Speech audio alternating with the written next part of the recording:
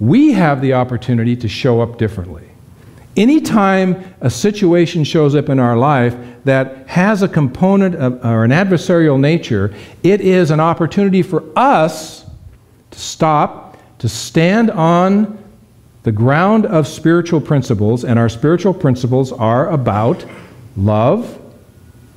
And what is love if it's not connection? What is love if it's not, as we talked about a couple of weeks ago, love is really a bird, and the wings are compassion and wisdom. And so with wisdom and compassion, we can show up in that space, and that battleship that's coming at us, we can stand firm and know that as we stand in compassion and love, we can change the energy field out of which this is showing up. We can change that. Gandhi changed that in India. India became a free nation without war. Why we haven't learned, why we haven't emulated that I have no idea, because it worked. Because it was a commitment of somebody who knew something, who stood on principles that were important to them.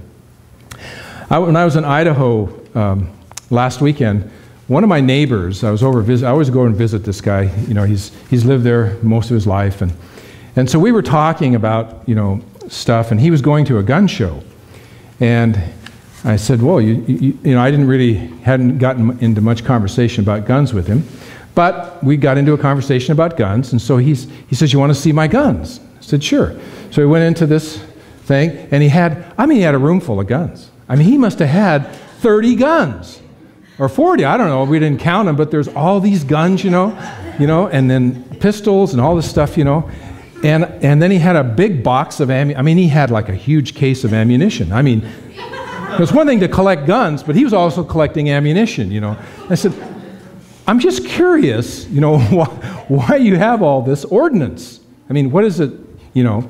I said, is it just something that's of interest to you, or is there some intention around this? He said, well, he says, because I want to be ready. And I said, okay, ready for what? You know, it says ready when things go downhill and we have to take over. I want to be ready. And I said, okay, I understand that.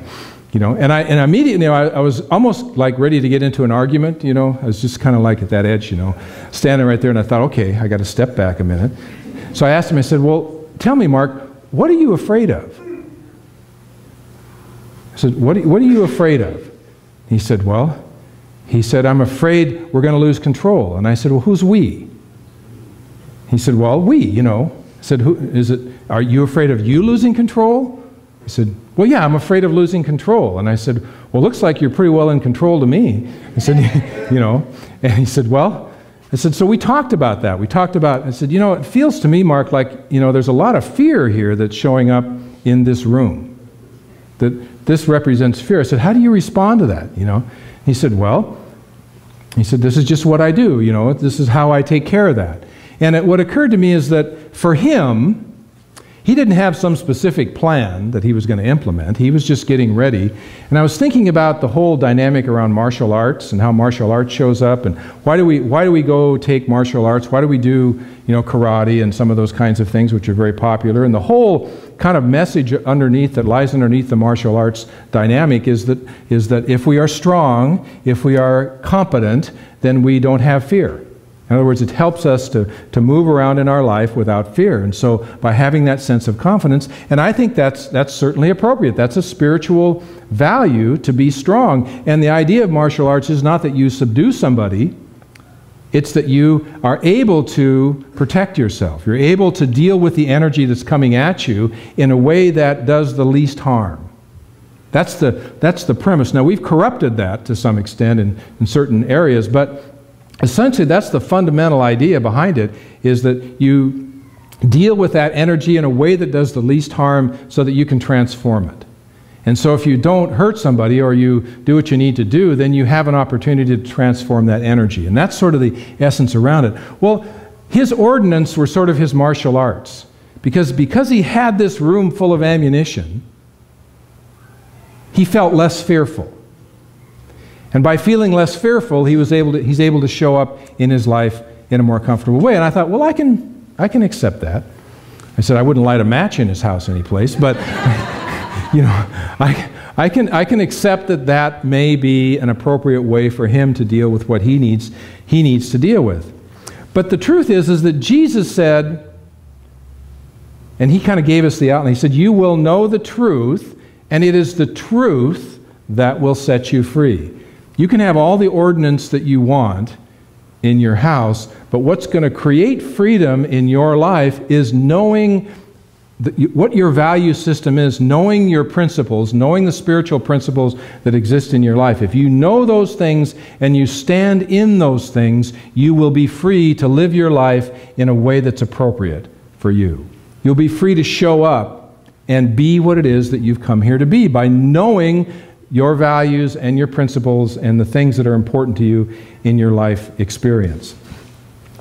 It's interesting that and I've told this story before, but back in the 70s, I really got into this whole survival thing.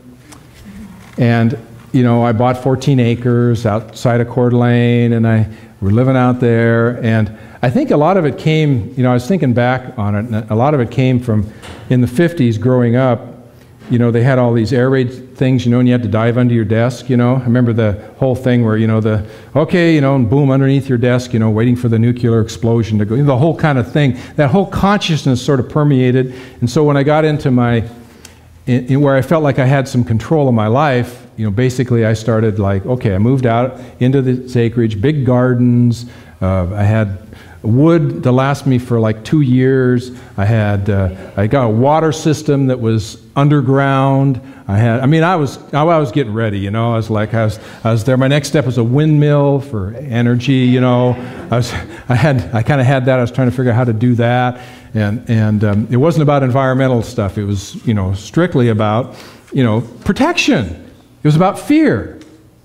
There was a fear. I was absolutely certain that a nuclear bomb was going to be dropped on Fairchild Air Force Base in Spokane, and I was just far enough away that if I took care of things, I'd be okay, right?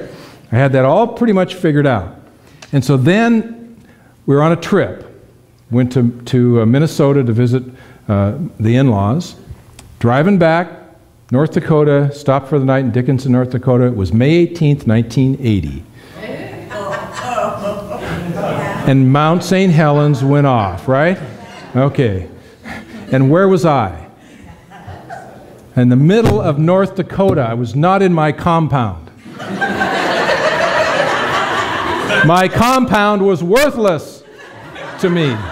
It meant nothing because I was in a motel room in Dickinson, North Dakota, you know. And I drove back home, you know, we got back home, drove through all the ash, you know, all the stuff that, you remember the whole, those of you that were kind of experienced, drove through all that stuff, and I thought, I got back, you know, and it was like, what's the point? And I realized that I was doing all this out of some inner fear that existed. And it was like 6 months later, I'm not kidding you, 6 months later, I was living back in town, sold the place, living back in town, and had just let it go.